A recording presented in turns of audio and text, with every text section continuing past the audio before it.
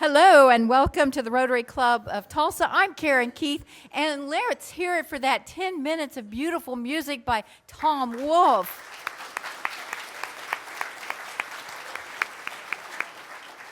Thank you so much, Tom. That was fantastic.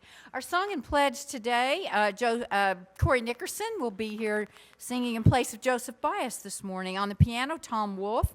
Visitor introductions by past President Ed Monette, and now our invocation will be given by Matthew Bristow.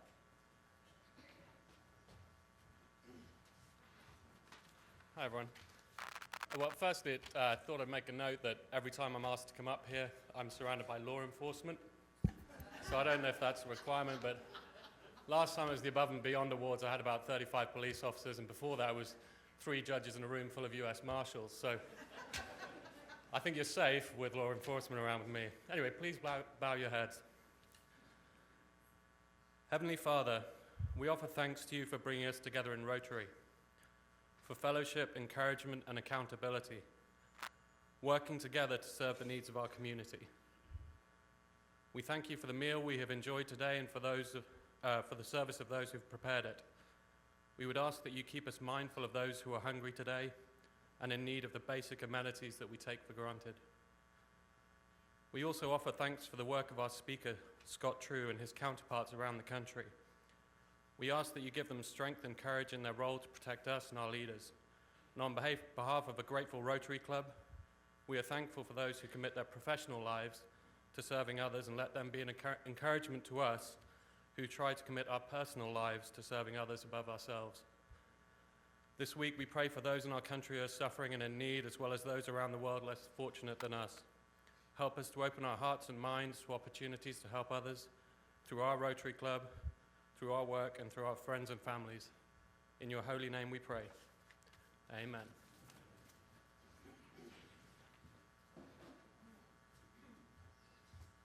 Let's sing America. That's the one that starts, "My country, 'tis of thee."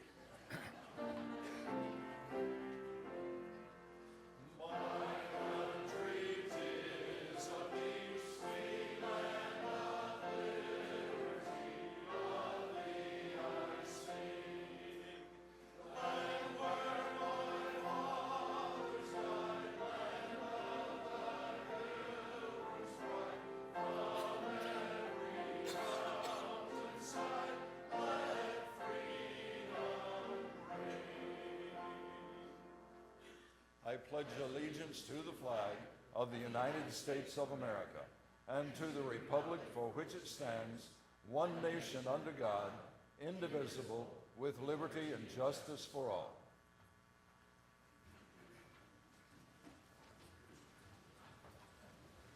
Okay, now, Karen.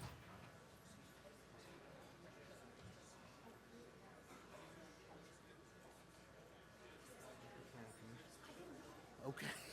I'd like to welcome all our guests and visitors to the Rotary Club of Tulsa. We're so glad you're here. As is our custom, I will introduce our visitors and their host, Rotarian, if you would briefly stand so we may look at you and point at you and snicker and things like that, and then sit back down. We will hold our applause till all have been introduced. Rotarian Linda Wilson has brought with her Lynette Potter, a friend. Kind of bragging about that, aren't you? All right. The Sid Shupak brought his wife, Susan.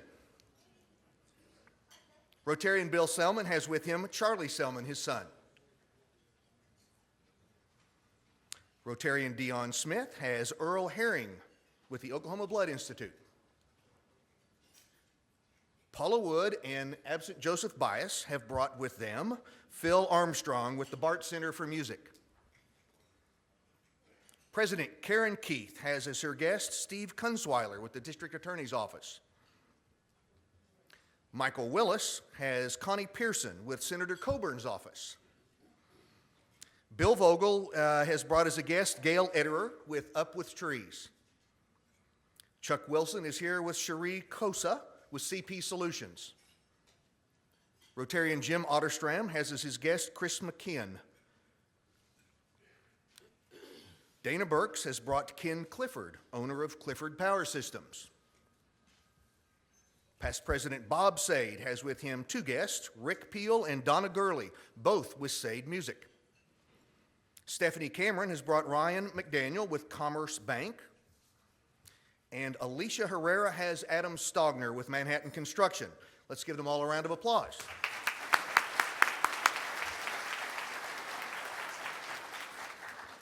We have one visiting Rotarian from afar, from the Rotary Club of Bixby, Wayne Schwanet. Thank you for being here, and please come back. Thank you, Ed. That was outstanding. All right. Please welcome our Rotary sponsors, Ron Butler, Butler & Butler Advertising, Marketing, and Public Relations. LeVan Kelly, Rhonda Renz, Alicia Herrera, and T.C. Blair with Spirit Bank. And speaking of Rhonda Renz, you know where she is right now, Sydney, Australia.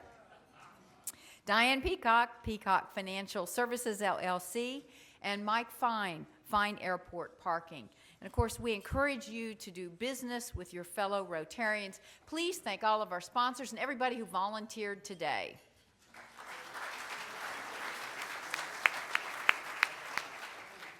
Committee meetings, IBA Awards, room 232, classifications 233, and Rotary Cares 234. And as has been our tradition for many years, we will once again enjoy Steak Day on June 25th. Now, so that we can order enough steaks for Rotarians and their guests, we ask that everybody make an advance reservation. Forms are on your tables. If you would please fill those out. And the guest meal price for that day is $15. Now, be sure to sign up and volunteer. This is MSNI Workday, Saturday, June 14th at 8 a.m. It's a lot of fun when you go out there. I think you usually get some donuts, good times, and help get the medical supplies in the boxes that are needed to get them shipped. Now, we had a good time helping out at the Tour de Cure event last Saturday. Our own Bob McKenzie, he looked so smashing in pink. Hannibal, Doug Walker, and Bill Vogel made sure that Bob was ready to go. And of course, we had to rest after handing out a few t-shirts. It wasn't much we had to do. And of course, we were acting as cheerleaders. Now, there is a story to tell about our young sergeant in charge of bells and clappers for our cheerleading job. Hannibal was a bit of a challenge for her. And I'll let you ask Hannibal about his side of the story. Right, Hannibal? Anyway, we had a good time. And now, if Linda Wilson would please come to the podium and present our newest member. And Jake, thank you so much for doing new member orientation. We appreciate that. Hi, Rotarians. I'm so pleased to introduce our newest member. I first met Lynette Potter when she moved to Tulsa from Texas back in 1987. Previously, while in Texas, she was the youngest agent to hold a real estate license at that time. Then she went into the mortgage industry. She held many positions in her 30 years in the mortgage industry, starting at entry level, progressing to middle management. She worked operations and production. Lynette's passion has always been to make a difference working with people, so it was a natural fit for her to leave all the paperwork of mortgages behind and go into a career working with people 100% of the time. Now Lynette is a consultant and trainer in team development. Engaging Lynette to lead your team will enhance your most valuable asset, your people. Your employees will be energized and revitalized by the power of increasing awareness of their business mindset. Your business will truly be enhanced from the inside out, taking sales and profits to a new level. With 50 years of research from the Procter Gallagher Institute, Lynette is now a certified consultant for their premier program called Thinking into Results. If you want to increase your profits, give Lynette a call. Her information will soon be in the directory. Here's your new pin. Thank you. And the four-way test.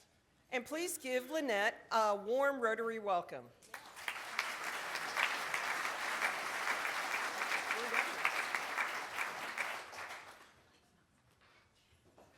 Lynette, welcome to our club. We're delighted to have you.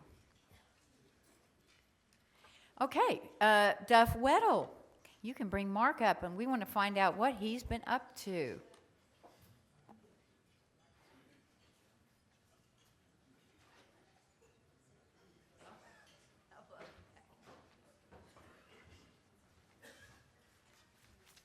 Thank you, President Karen. Mark Borner is one of our exchange students this year. He's from Weilburg, Germany, which is central Germany near Frankfurt. And first of all, I'd like to acknowledge some of the people that have supported him this year, without which we would not be able to have this wonderful program. I'd like to Joe and Joan Sizemore to please stand up. They were Mark's second host family for the year. And Ty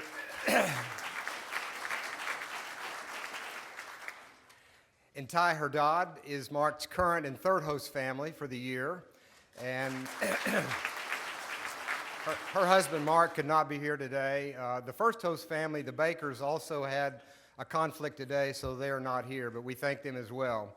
I'd also like to acknowledge Brent Blackstock, if you could please stand. Brent was Mark's counselor throughout the year and an indispensable member of our team as well. Thank you, Brent. President Karen, just a couple of remarks about Mark so you'll get a feel about his persona.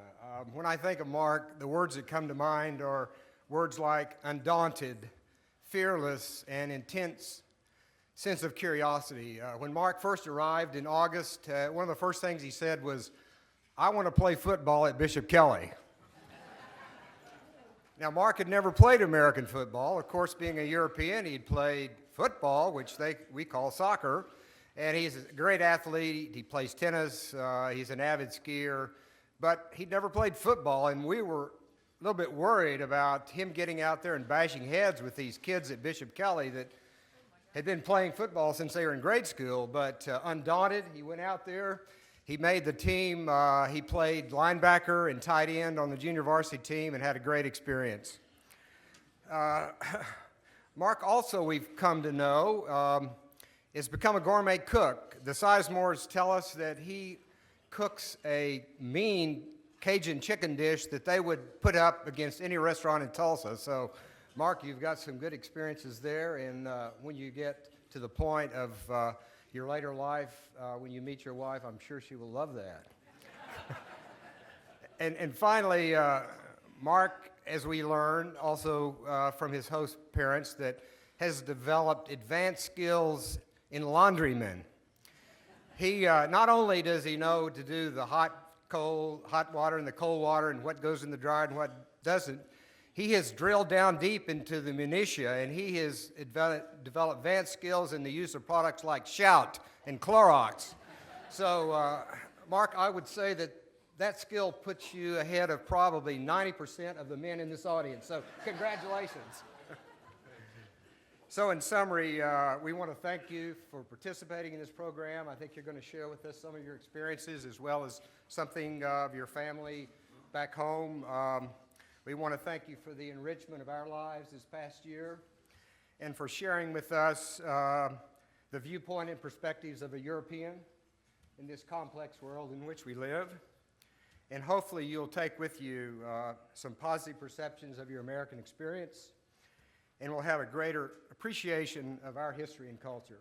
So I'll turn it over to you. Thank you, Doug.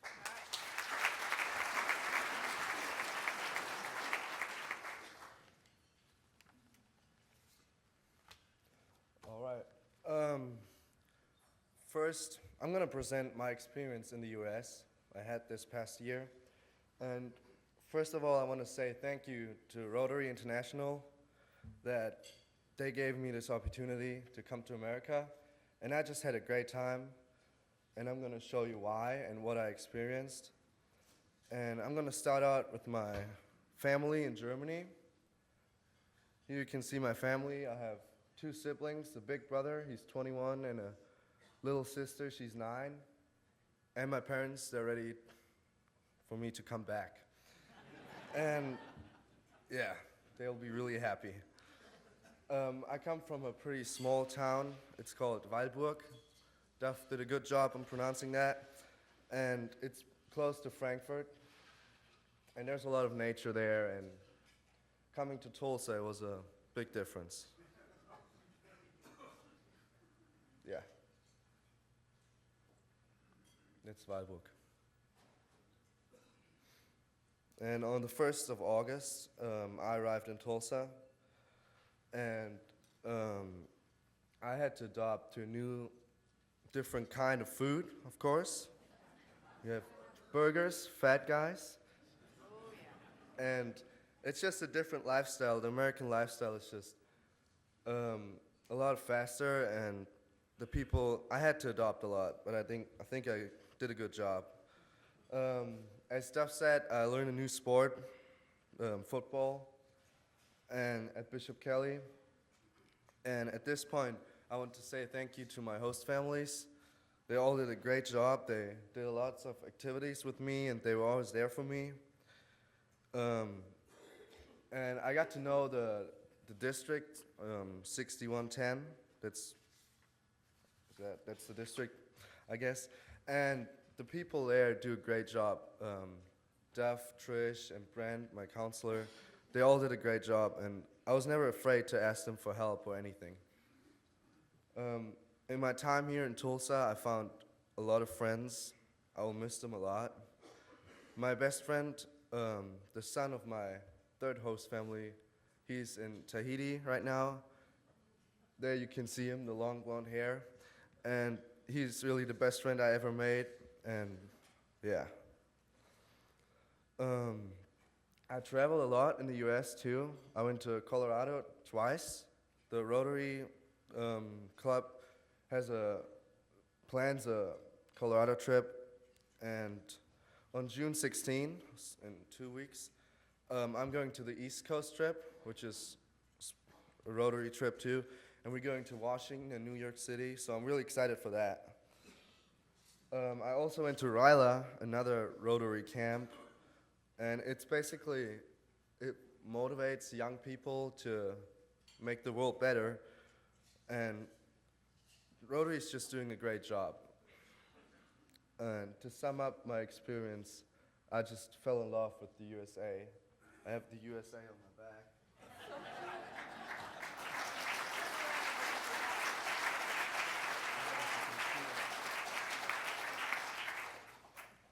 And I grew more mature and learned English and lost all my fears, and yeah. Thank you very much.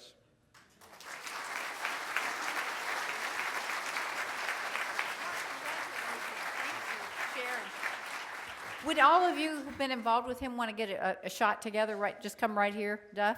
And I want to thank Duff and Trish. Do so much organizing for youth exchange to make it happen. And let's give them a round of applause and gratitude for all their efforts.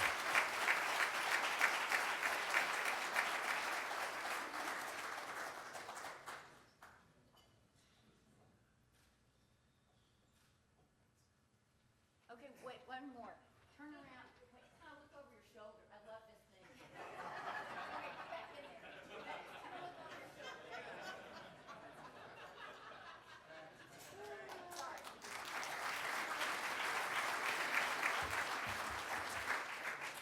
Mark, that was just great. Thank you so much, and congratulations.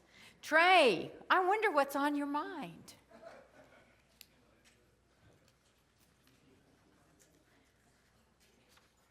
Thank you, President Karen. At this point, a drink is on my mind. Okay? We've gotten to that point. We're in the home stretch.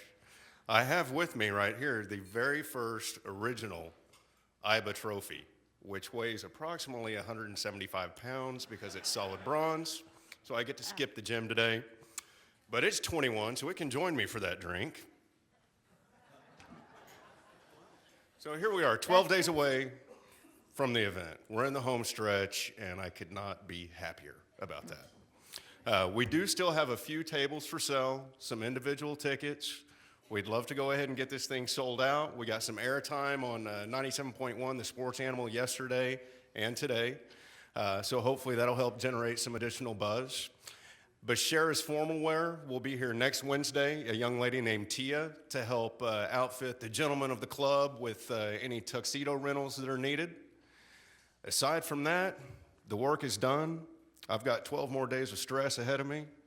I'm going to try and offload as much of that onto Tom Clinda as possible. And then we're home free. So thank you very much for your support. If you haven't bought a ticket or a table, we still have a few left. Please join us. It's going to be a great evening.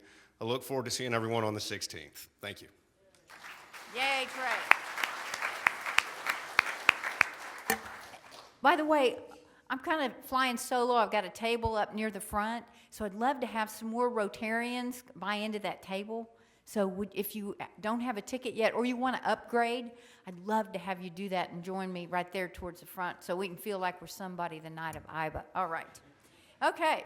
Now moving on to our Rotarian of the day, Jan Ranke. Jan is an assistant U.S. attorney with the Northern District of Oklahoma. She joined our club March 28, 2012. She is a Club Foundation Fellow, and she's a real softie for dogs. Ask Jan about her terrier rescue. Please welcome Rotarian of the Day, Jan Ranke.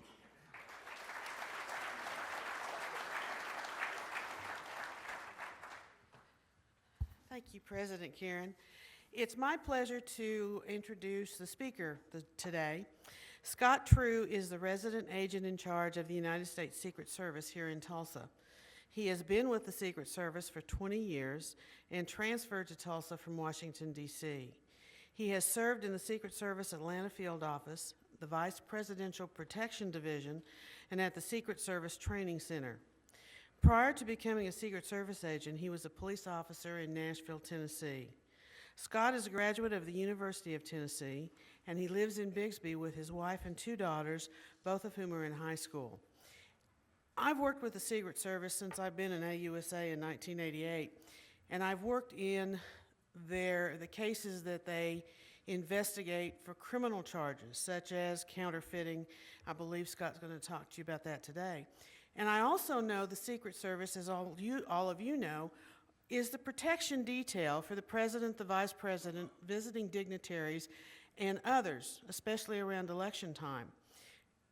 And although I had heard the types of things that the protection detail did and what was entailed in that, I was able to experience firsthand a couple of weeks ago and tailed along with the protection detail when Laura Bush and her daughter were here. And I want to tell you that almost 30 years as a prosecutor, I had absolutely no idea the types of things that go into the work that they have to do and the amount of preparation and the patience that is required for somebody in the Secret Service working on these protection details. And I had a great deal of respect already because of what I knew they did in the criminal arena, and it's been heightened even more after spending the day with Scott and the agents who were here handling that detail. So I'd like to introduce Scott Trew at this point.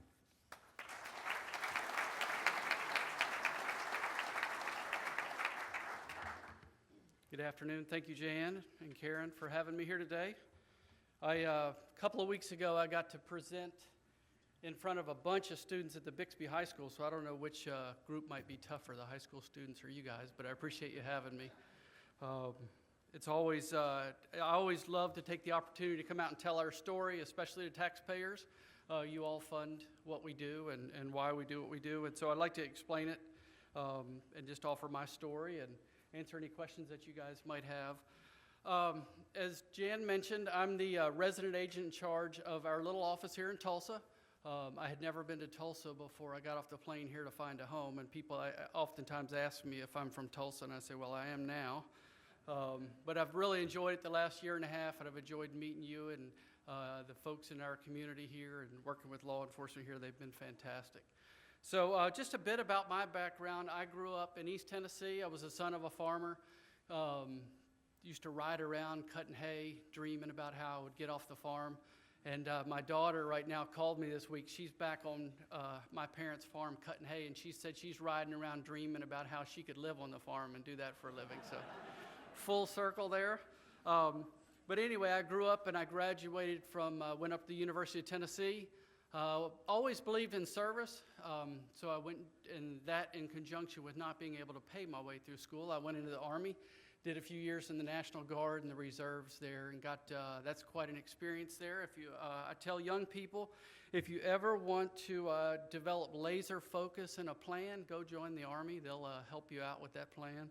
I'm sure there's plenty of veterans in here, and I thank you all for your service. I went back to college and graduated in 1991. had the opportunity to go work for the Nashville Police Department. So being from a little small town in East Tennessee, I then went to Knoxville, which is about the size of Tulsa. I thought that was the big city. Got on with the police department in Nashville, and I thought, Nashville, that's a pretty good-sized town, big city. Worked there for a few years, and then I got hired by the service, but I started down in the Atlanta field office. And I don't know if any of you guys have ever driven through Atlanta. Their traffic is pretty historic down there. So anyway, I thought I was in a big city there, but not long after you get on the Secret Service, you jump on a plane and you go out and fly. And of course, within a few minutes, you're up in New York City. And I just remember being a country boy driving across the Triborough Bridge and looking out over Manhattan and thinking, man, now that is a big city. And I've never found one to rival it since. So, like I said, I've been doing this. I did Atlanta for about 5 years where I chased counterfeiters, and we're going to talk about that here in a little bit. We also, a little history of the Secret Service we'll get into, we deal with any kind of financial crime. So I dealt with a lot of credit card fraud, was really big back then. And then we also got into what we label as electronic crimes. And then you've all heard about it in the news or read about it in the paper. You're all worried about when you swipe your credit card at various retailers, whether that information is going to get compromised or whether you're online and going to get your information compromised. So that's a big part of what our agency does. Then I was reassigned to the Vice President's detail in Washington. Those are just permanent protection assignments. We do a lot of it on a temporary basis, but then during a period of time in our career, we do it full time. We live, eat, breathe. And what you'll find is that that's just a particularly taxing time in your career. It's a very memorable time in your career. And so I served under, when Vice President Gore was there, and he was running for office. So I got to see a presidential campaign from a sitting vice president's perspective for several years, chasing him all over the place. And I always said I never needed a road map when I went to Iowa or New Hampshire for some reason. So that was quite the experience. And then if you guys, or if everybody would recall what happened election night in 2000, 2000, I was I was in charge of the hotel in Nashville. And so that was a very close election between Vice President Gore and Governor Bush at the time. It was, supremely close. And then next thing you know, they pulled the election results back. And I rode down the elevator with Vice President Gore as he went to concede the election. And so to have experienced that family's, moment in history and getting to see that history, I thought at that time, boy, I've really seen this is the pinnacle of my historical moment in, my career.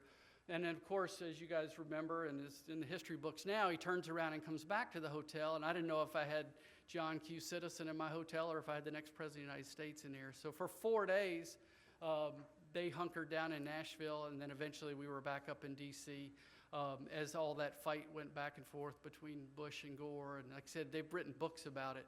And not that I was certainly not sitting in their planning meetings and stuff like that, but just to get to experience that kind of history that we haven't seen before in this country was pretty monumental. So from there, I headed over to our headquarters division, and we call it the Intelligence Division. It's just a name for the group that investigates threats against the president. And we also go out in front of the president whenever he or she travels, and we're trying to figure out where the bad guys are going to come from before we get there. You always see the people on TV that are working the rope line, and they've got the stair going and all that kind of stuff, but there's this whole apparatus that goes behind what we do in trying to keep that day from coming to where an attempt would happen. So anyway, I was there for a few years. And then I was on my way into work on September 11th, 2001, and I think all of us would agree that our lives changed that day. I went into our headquarters, and we were 24/7. The First Lady was in the Capitol building that day when those planes started hitting. We had to nobody really had an understanding of what the magnitude of what was going on that day, so we were trying to I was in our operations center where we're moving our protectees and all that kind of stuff, trying to keep them safe. And then right after that, I went up to New York City because, as you know, when we have terrible tornadoes here in Oklahoma or flooding in the Midwest or whatever, a lot of times the president will follow that. Well, President Bush got on a plane and came up to New York City. And so if you guys have ever seen the Pulitzer Prize-winning photograph of President Bush on the crushed fire engine where he's holding the megaphone, and then there's a senior fire chaplain standing next to him, and the quote, and I always get it wrong, but he basically says, "You people who knock these buildings down, you're getting ready to hear from us." And so I was standing at his feet that day, and I always, I knew at that moment that I had truly seen the most historical moment of my career. It's been a fascinating career. Got to see and do things. I got to work a year fellowship up on Capitol Hill. I worked for a senator up there. And then I relocated to our Birmingham office, so I got back to the field, did some field work there, went back to Washington, did a couple assignments up there, one of which was at our training center. And the training center is a 500-acre complex there in Laurel, Maryland, and I call it the Peter Pan Club. And so if you ever want a job where you get paid to work out, shoot guns, wrestle, drive really, really fast, but you have to do it backwards, and get paid for it, it's a great assignment. So I highly recommend it. And then from there, they decided they needed me in Tulsa, Oklahoma, and here I am today. So it's been a good time. I'll give you a couple of minutes on the background of the Secret Service, and then we're going to talk about counterfeit money. In April 14th, 1865, does anybody know what happened that date? Care to guess? Lincoln assassination? That's right. Our legend is that President Lincoln signed the order creating the Secret Service on that date before he went to Ford's Theater. We came about in July of that year. The reason that we were created was because during that time, it was just at the end of the Civil War, and individual banks actually produced their own currency. There wasn't a national currency per se. And at that time, if you had opened your wallet, 1 out of every 3 bills was counterfeit money. And so the country was on the verge of economic collapse after the Civil War because of counterfeiting. And they knew that that was going to be a significant problem. They needed to deal with it. So they brought in 8 people and created the Secret Service. I have read somewhere that maybe a couple of them might even had a background in counterfeiting. And they were particularly effective in their jobs. I don't think I don't think the laws were what they were today. I think there was a limb and a short rope, and before they knew it, they had stamped back counterfeiting in our country. But back in that day, we did everything. We worked bank robberies, murder, treason, that kind of thing. So we just have a long history of doing a lot of different things. We were created under the Department of Treasury, and so anything to do with the financial system, if anybody's in banking or anything to do with the financial system, we've always stayed firm with doing that. But in 1901, President McKinley was assassinated. That poor President McKinley, he always gets forgotten that he got killed on the job. But at that time, Congress decided they needed full-time protection on the president. And so that's when the Secret Service was tasked with that. And just a piece of, if anybody has any FBI family, I always like to poke my brethren over there. But they actually took 5 Secret Service agents when they created the FBI. So it's just a little piece of it. They never admit it, but it's a historical fact. So the other thing that I like to call the Secret Service is the ADD Club. We have a dual mission. What's just unique about it, what I've enjoyed, and the reason why I've stuck with the Secret Service as long as I have, is that we rarely do the same thing on a given day. We have a dual mission. We protect people, and then we also chase bad guys out there. And so it just allows you to do something different. Today, I might be doing protection for Mrs. Bush when she comes to Tulsa. The next day, we might be hitting a counterfeit ring here in Tulsa, and then the next day I might be standing up in front of the Rotary Club giving a speech about what we do. So it's just it just means I get to do something different every day. So who we protect, Jan got into this a little bit. Do you guys care to guess? We got the president and the vice president. That's a given. Anybody else? Supreme Court, they do get protection. They don't get Secret Service protection. A lot of times people think senators and congressmen, they see protection around them. They think they're the Secret Service. They're actually the Capitol Police, and we work very closely with them, but they're a different agency. The families underneath the president and the vice president, also former presidents and their spouses get protection. And so we still have a detail on President Carter and President Clinton and President Bush. And then the last thing that the last two that we do is in the early 70s, we started protecting foreign leaders that visit here. So if you want to do something really challenging in your career, find yourself protecting like Ahmadinejad from Iran when he comes here to visit. Or I protected Robert Mugabe. Have you ever heard of him? He's one of the greatest mass murderers on the planet. So it's one of those jobs that you have to do on occasion. It just makes for an interesting story, I'll just say that. So what is, and then the last thing I did want to tell you is that we protect, after the assassination of candidate Robert F. Kennedy, we now protect major candidates for president. So you'll see us out with whoever those major candidates might be. It won't be long before we be picking up. It seems like every other year we're doing a presidential election, doesn't it? So, does anybody know, just another piece of trivia you guys can take back with you, there's 2 criminal violations that are specifically mentioned in the United States Constitution. Do we have any constitutional scholars in here? Care to guess? Treason, very good. Treason is the first one, and the second one is counterfeiting. So, I always use that when I talk to the U.S. attorneys when I'm pitching my cases. Hey, did you know that that's mentioned in the U.S. Constitution? So anyway, just a piece of advice. So raise your hand if you've ever been arrested for passing counterfeit money. Okay, just testing you out. I wouldn't admit to it either. So I'm going to talk about some counterfeit money here. I brought some U.S. currency. It may or may not be genuine. David, could I ask for your help since we have such a big room here? I'm going to employ a former agent's son, put him to work with us.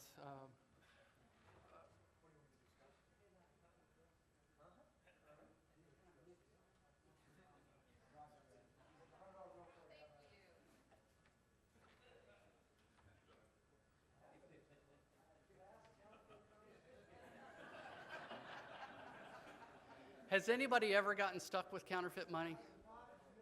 Yeah, we do have a few in the room. It's much less than 1 out of 3 bills, I'll tell you that.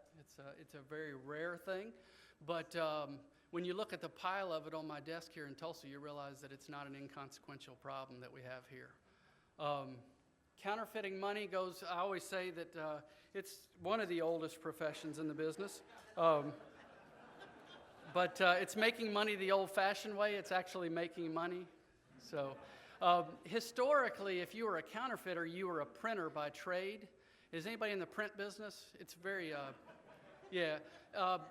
The old printing presses are now, technology related. But I always said if you asked a printer, deep down in their heart, they had this idea that maybe they could produce the perfect, genuine bill out there. And that's the way it used to be a real, a high-class crime? How do you say that? It's a high-class criminal. But you had to be an artist and you had to have a lot of training. The other thing that would happen is when you use those old printing presses and stuff, there was a lot of work that went into creating. Has anybody ever seen To Live and Die in L.A., the old movie where you hold up the sheets and the plates and stuff like that? There's all the artistry goes into creating that the plates and the stuff that's used to make the money. And then once you hit go on the press, it starts running, and it just runs nonstop. And so what happened historically, a counterfeiter, they would work really hard. They would come up with their perfect note, and then they would make a whole bunch of this stuff. They might make a big old pile of it, and then what they would do is they would turn around and sell blocks of that counterfeit. So here in Tulsa, what would happen is we'd be getting calls from business people that they're getting counterfeit. We knew we had a new note here in Tulsa, and so we would work 24/7 until we got to that printing press. And I will just tell you this little story. I can neither confirm nor deny this, but since criminal punishment with the U.S. Attorney is oftentimes related to how much dollar loss there is, how many dollars there were, I can neither confirm nor deny that agents of the Secret Service perhaps had identified a house and they actually heard the printing press running inside, but they might have waited for, say, 12 to 24 hours listening to that press running because that was, it was always a flag you could fly to your buddies to say, hey, I got a bigger press than you did, or, I got more money than you did. So those were what I call the good old days. They were a lot of fun. We were chasing, like I said, a highly sophisticated, motivated, artistic criminal. And then along came the inkjet printer. Does anybody know what an inkjet printer is, right? Everybody's got one in their house. They probably got 5 in the trash because they got tired of paying for the ink cartridges for them. Along came the scanner and the printer, and that happened about 1997, maybe 96 was the first one that we found out there. And so then thus began anybody being able to take a bill and put it on a scanner and scan it into their computer and then print it out. And what that does, 2 things. The first thing is it's super easy to do, and it's also super easy to do 10 notes as opposed to having to do a big pile of notes. And so it makes them very difficult. Well, I'll say this. They aren't overly difficult to catch. They're difficult to catch with a lot of the counterfeit, which goes into sentencing guidelines and stuff like that. And the other thing that's happened is people that do this, they're not particularly good. They don't fool people if you take time to look at them, is that they're particularly desperate. And as we all know in our community here, methamphetamines is a significant problem. And before that, and still is, crack cocaine, stuff like that. And so oftentimes it's people that are hopelessly addicted to drugs and then also addicted to gambling that will try to make counterfeit money and pass it here in Tulsa. So, and then just a quick question that I oftentimes get asked. Have you guys ever, this is always kind of ironic when I go in the QT and then they take the little pen out and they swipe my bill that I give them. I always want to, hey, by the way, you can trust me, right? But maybe they can't trust me. I don't know. But anyway, has everybody seen that's iodine that's actually in that pen? You remember when you were in chemistry class and you did iodine on the potato and it kind of turned black looking? That's starch that's in that potato. Regular paper that we all write on has got wood fiber in it, wood pulp in it, and that's starch. And so that when that iodine touches it, it kind of turns black. And so when people take regular paper and then they print the bill on top of it, that's why that pen works. Well, as you can imagine, with every criminal that's out there, you make a better mousetrap, the mouse gets better at it. Anyway, so now what they've started doing is something particularly clever, is they take $1 bills and they use chemicals to strip the ink off, and then they'll print a $100 bill on top of that. So when you take it in there and they swipe it with the pen, it doesn't work, right? Because it's genuine paper. So these people have a lot of time on their hands, and so that's it. So I handed you guys some notes out, and I'm going to do a little quiz with you. Feel free to take them out of the little envelope if you want. Some of those may be real, and some of those may be counterfeit. And so I'm wondering who would hazard to guess right away whether they have a counterfeit or a genuine. Anybody want to hold it up? Yes, sir.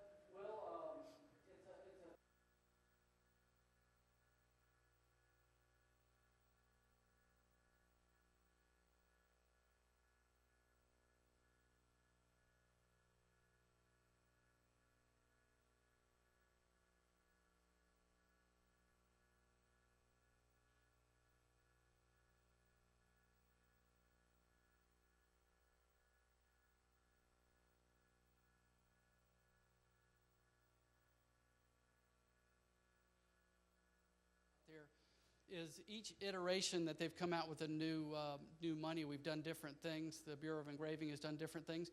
But this 100 that's here on the lower right on the bill as you're looking at it, so there's 20s out there, there's 50s out there that have the number there on the bottom. It's kind of fluorescent. It kind of sparkles a little. If you'll angle that forwards and backwards, it'll actually change color. And each denomination changes to different colors. So with the 100, it goes from gold to brown. And if you see that, you're going to have a genuine bill. You're going to have a genuine bill. What's that? Gold to green. Yeah, that's right. That's right. That's right. It's kind of copperish gold to green. So those are the two things that takeaways for you. Is that if you'll look at those two things on your money, you're almost guaranteed not to get stuck with counterfeit. Okay? Does anybody else want to, and so to answer your question, sir, this is genuine. And I got a prize for you for getting it right, Daniel. Thank you very much. All right.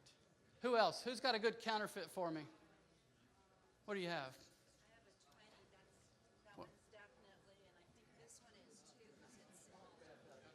So what we got, sir? Around the world? So we've got a $20 bill and a $1 bill here.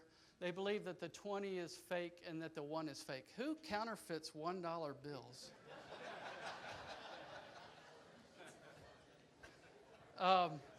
You were right. You were right on the $1 bill. The $1 bill is counterfeit. It costs you $1 in ink just to produce one of these. And then just a clue for you guys, and I don't know if I did this to trick you guys, but the ones that say specimen are actually real.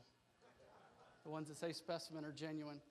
And the reason I say take them out, if you have one that says specimen, do this. Take it out and then rub it. And what you're going to find is it should feel bumpy because the ink actually sits on top of the paper the way they make it. It's that, that feel of money, right? And it should also feel like cloth because money, genuine paper, remember I was saying it didn't have any wood fiber in it? Genuine paper is made from old blue jeans. They take the scraps from Levi Strauss, honest to goodness, they send them up to Crane Paper Company in upstate New York. They're the only people that produce paper for U.S. currency, and they bleach them out. And there's lots of other tricks that we could get into today, but that would take all day. Yes, ma'am. Mm-hmm. Yeah. What was it about that you thought was counterfeit? I mean, was there anything particular? It was just, that was so clean. Mm-hmm. And I like to keep them clean. And I have like all these little designs. Right. That's right. What that is, this is an older version. And what happens is, over the last 15 years, it seems like every other year they're putting out a new bill. And so you're starting to see, what happens is, this one is an older 20, and it looks new because I keep it in the vault and I just roll it out for speeches, But it doesn't have all the background printing that you see on the newer ones now. So anyway, this one's genuine. Like I say, it should feel a little bumpy. That lower right hand, the numbers there. The other thing you can do is when we first started doing this was great. You guys remember this when they first started putting the strip in the bill? You hold it up to the light. Do y'all remember what people thought that was? I don't want to point any fingers, but people thought that was the government tracking their money. They thought I could look at your house and tell how many bills you had. And so people were yanking the little strips out. Anyway, I haven't heard that one in a while. It's kind of interesting. The other thing you can do is if you'll hold it up, you'll see a portrait on the right-hand side of some of these. And so if you hold it up and you don't see the portrait, that's a sign that you've got a counterfeit there. Does anybody have, I don't remember which particular counterfeits I brought in here. If you hold it up, this was great. I was working one day and got a $100 bill in and trying to figure it, make sure it's counterfeit. And I hold it up and something looked funny about it. And I looked at it And who's on the front of 100? Oh, Ben Franklin, right? But when I held it up to the light, I saw Abe Lincoln. Why do you think that happened? So they took, and I've actually seen this. This is great. I love criminals. They had taken a $5 bill, spent about $5 in chemicals to strip off the ink, spent about $5 in ink to print a 20 on the front of it, and then went to the store and passed it, potentially going to prison for years to make about $5. So, hey, we're not talking politics today. All right. So, all right. Kind of, how are we doing on time? I don't want to go too long. We good? Okay. So we identified a $1 bill as counterfeit. Unfortunately, what I find with $1 bills is that you'll find them in schools. It's, kids playing around and take a chance on ruining their lives over getting milk money. But I do get occasional $1 bill. There are 3 places where if you decide you want to counterfeit, you don't want to pass your counterfeit money. Does anybody care to guess where those 3 places would be? The bank. Okay, that makes sense. The bank, because they handle cash money every day, so they'd be good at that. What would be another place here in Tulsa we have? Casinos.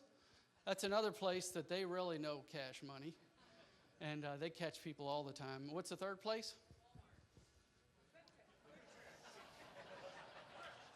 Did somebody say strip clubs? I always say those folks can tell genuine money in the dark. So those are 3 places you don't want to try to pass counterfeit money. So, church? Who would pass counterfeit money at church?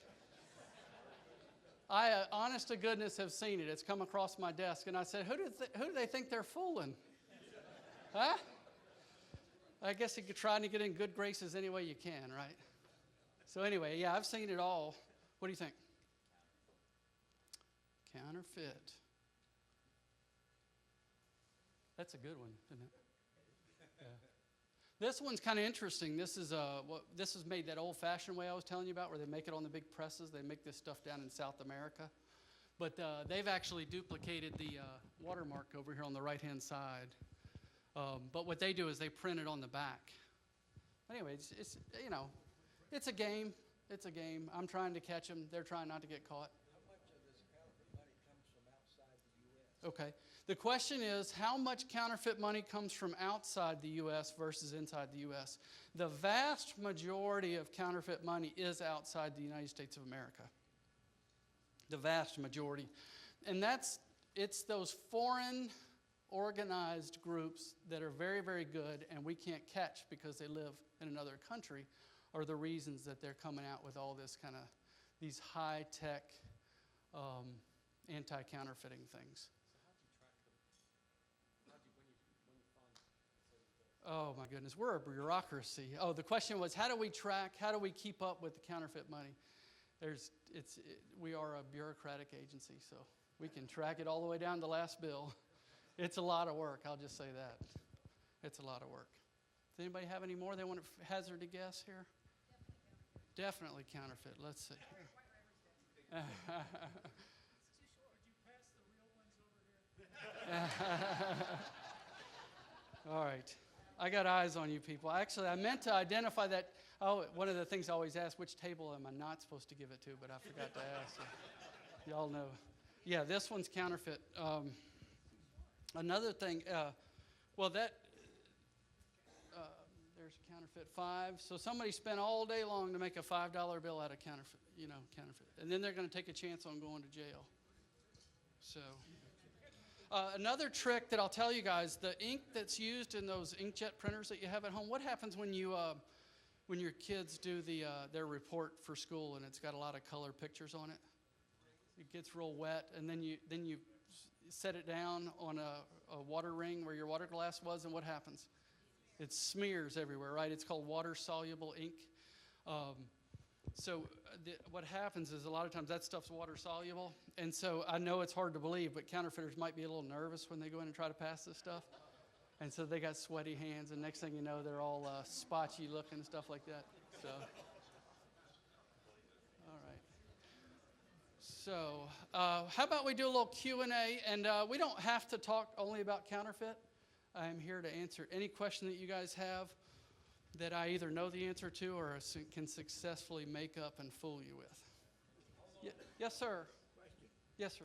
Does anyone ever try to pass counterfeit foreign money at an exchange to get genuine That's a US good. money? That's a good question. That's a real good question. The question is, do people ever try to pass counterfeit foreign currency at the exchange, say when they're coming here to America to get genuine money? Every country out there's got criminals in it. I'll just say that. And if you're trying to pass Chinese yuan, that's the Chinese problem, right? So yes, to answer your question is, people try to get away with anything. But we are specifically tasked with identifying who's trying to make this stuff. Yes, sir. What happens if you just, out of curiosity, start a quick trip if you give them a money? Okay. Say to you, hey, this is a counterfeit. Right, right. And you got duped. Right. Yeah, okay, the question was, let's say I go to Quick Trip and I give them 100 or 20, and the clerk says, oh, by the way, that's counterfeit. What happens? Well, it's a memorable day in your life, I'll say that. Has anybody ever played musical chairs? Remember musical chairs? And what happens when you're the last one without the chair, right? You're the loser. So the U.S. government is not going to get stuck on this. And so it behooves us to pay attention. And I notice that about myself sometimes. I'll get, you get change, stick it in your pocket, and you don't even think about it. And I always wonder, what am I going to do when I get stuck with one of these things? So I definitely would never advise turning around trying to pass it, because that's when it becomes a criminal act. You'd certainly rather get beat out of a $20 bill than having to talk to us out there. So it's unfortunate. It does happen. So what do you do? The police would be called, and then you give them your story. My job is to try to figure out whether you meant it or whether you didn't. I don't want to get into all. I don't want to get into how all of what I do, but I also have done it for a long time, and I'm pretty good at reading people. And so my goal is not to arrest somebody that's just, a victim. So my goal ultimately is to find out two types of people. Our ultimate goal is the person that's making it, because they're the people that do the most damage, and then people that were intentionally out passing it and stuff. Yes, sir. Since 9/11, yes, the various agencies that work together enhance sharing information. Yeah, the question is, since 9/11, have government agencies gotten better at communicating with each other? Which kind of goes to our protection realm, but it also kind of bleeds over into counterfeit, because a lot of counterfeiting, remember we talked about that, comes from foreign countries. Well, who does, who keeps an eye on foreign countries for our government? We have intelligence agencies that do that kind of stuff. The Secret Service doesn't go out and do that kind of stuff. So we work with our partners and our other government agencies, the CIA, FBI, to try to identify that kind of stuff. From a threat perspective, the same deal. If somebody in a foreign government is targeting our president and stuff, we're working with the CIA and NSA and FBI to try to determine that kind of thing. So, but the question was, has there been increased sharing? Yes, there has been increased sharing. So hopefully we'll catch it next time. Yes, sir. That's an interesting, because do you guys realize that presidents receive protection till the day they die? Yes, we know that. And then a few years ago, President Clinton signed a law that said former presidents get it for 10 years after they come out of office, because it's very expensive to protect them. Sir? Yeah, and that was during President Clinton's. I always thought it was kind of ironic that he signed the order saying that subsequent presidents, but he got it for life. You know, so. But since then, we had 9/11 happen, and they've repealed that law. So currently, all presidents will get it for life now. President Bush, you know, the terrorists don't like him very much. So yes, sir. You guys had to protect Bill from Hillary? Like I said, we're not talking politics in here. Yes, sir. Commonly counterfeited bill. What do you guys think? The most 20?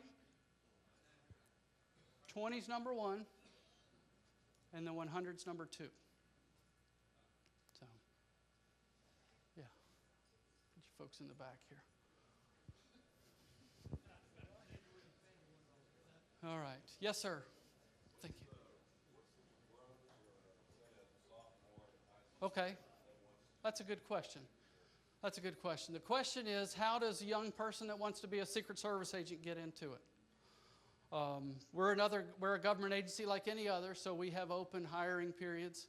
And then I encourage anybody that's interested to apply. You have to like the thought of living in a suitcase, standing around for hours and hours and hours, and then having moments of sheer terror. But other than that, we do open hiring, and so a lot of times people say, well, do you have to have been a police officer first like I was, or military, stuff like that? You don't have to be. We hired former teachers, former bankers, accountants, and we're looking for problem solvers just like you are in your business. We're looking for people who can handle any situation, not just a particular situation. So. All right, let's hear it for Scott. Yeah.